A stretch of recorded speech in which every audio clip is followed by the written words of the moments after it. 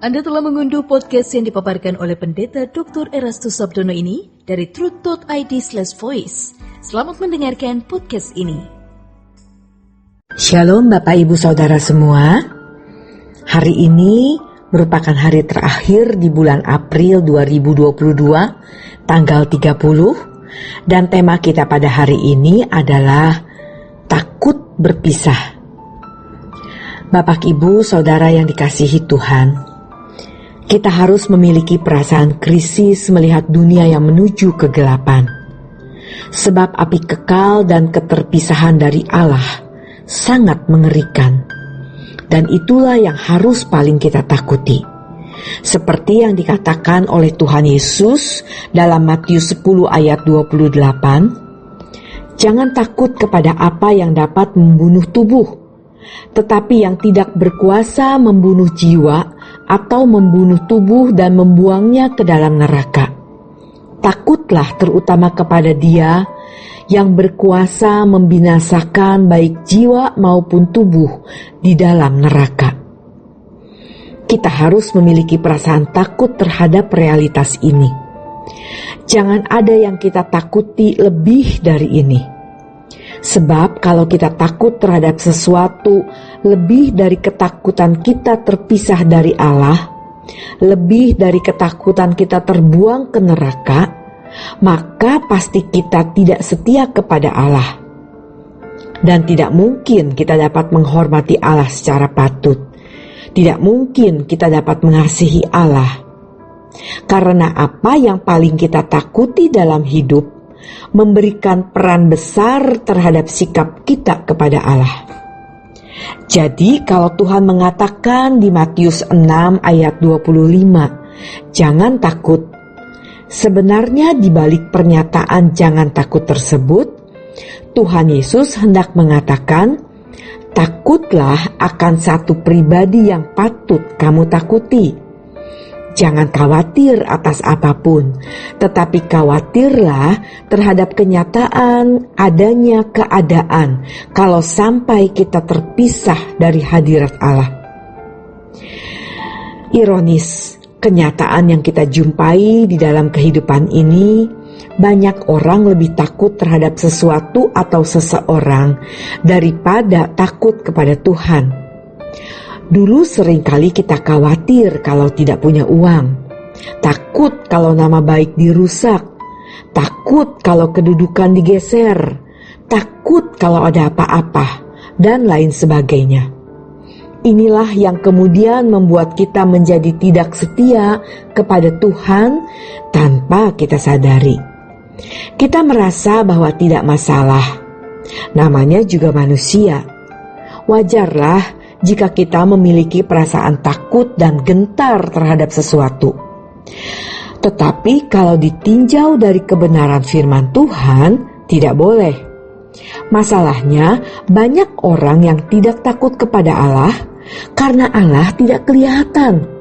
Sedangkan masalah-masalah hidup ada di depan mata. Bapak Ibu Saudara sekalian, sejatinya yang harus kita takuti adalah kalau kita terpisah dari hadirat Allah.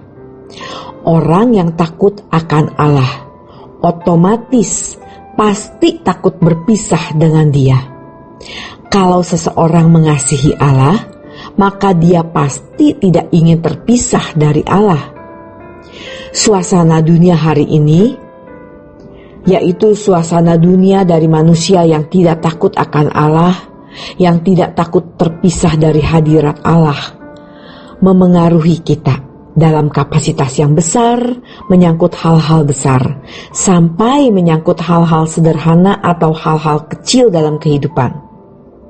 Neraka sudah jarang disebut-sebut sekarang. Di kalangan orang beragama saja, menyebut neraka rasanya sudah mulai asing. Orang-orang Kristen pun jarang menyebut hal neraka, karena mereka percaya kalau mati, nanti masuk surga. Karena sudah yakin bahwa Yesus adalah Tuhan dan Juru Selamatnya. Padahal keyakinan atau pengaminan akali seperti itu belumlah menyelamatkan.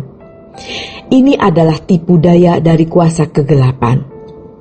Jadi kepercayaan kepada Yesus hanya dirumuskan dengan kata dan kalimat, sehingga kepercayaan itu hanya fantasi, hanya di atas kertas, tidak ada implikasi konkretnya. Inilah yang membunuh iman-iman orang Kristen. Kekristenan hanya di atas kertas, hanya menjadi liturgi, hanya menjadi teologi atau ilmu. Kekristenan hanya menjadi fantasi. Jika kekristenan bangkrut dan moral manusia menjadi rusak, maka akan banyak orang tidak peduli masuk neraka. Itulah sebabnya pada kesempatan ini mari kita membangun perasaan takut dan gentar terhadap realitas terpisah dari hadirat Allah. Karena ini adalah sebuah keniscayaan.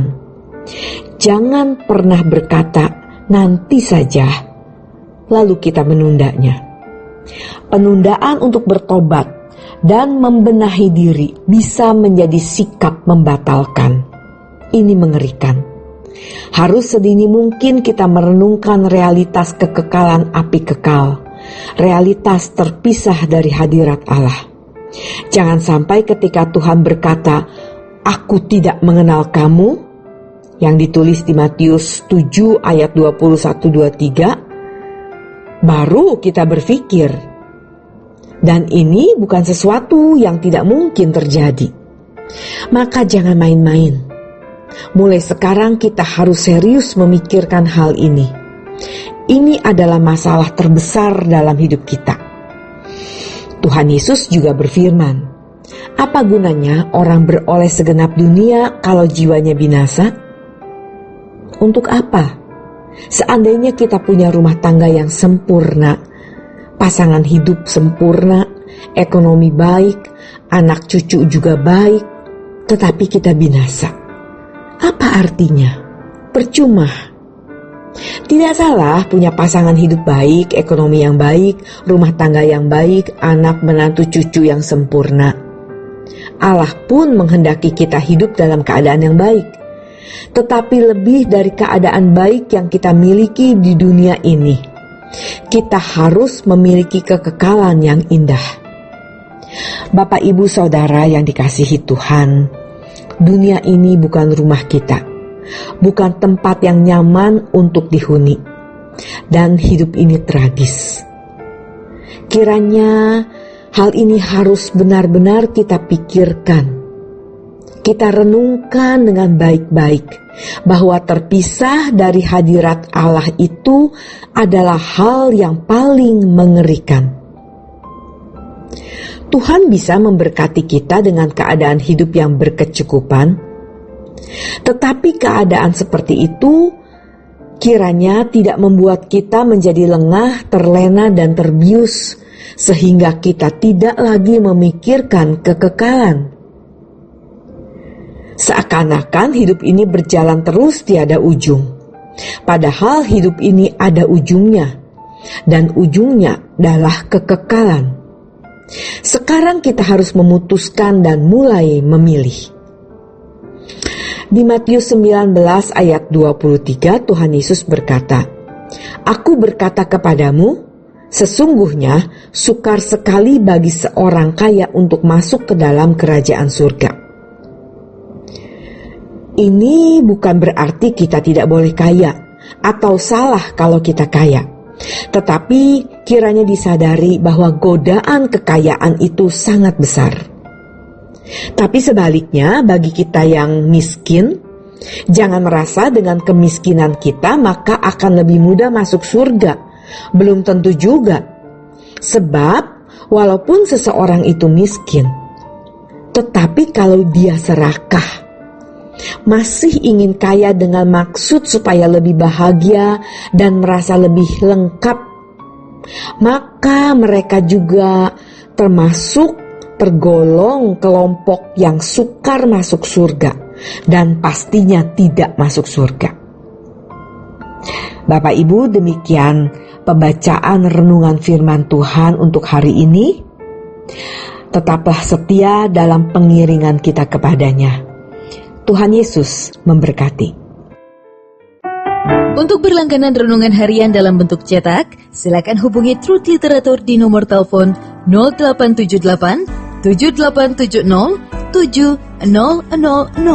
Untuk mendapatkan CD khotbah, MP3 renungan Truth, dan CD album lagu produksi Sola Gracia, Anda dapat menghubungi di hari dan jam kerja di nomor telepon 021 638 60953. Tuhan Yesus memberkati. Sola Gracia.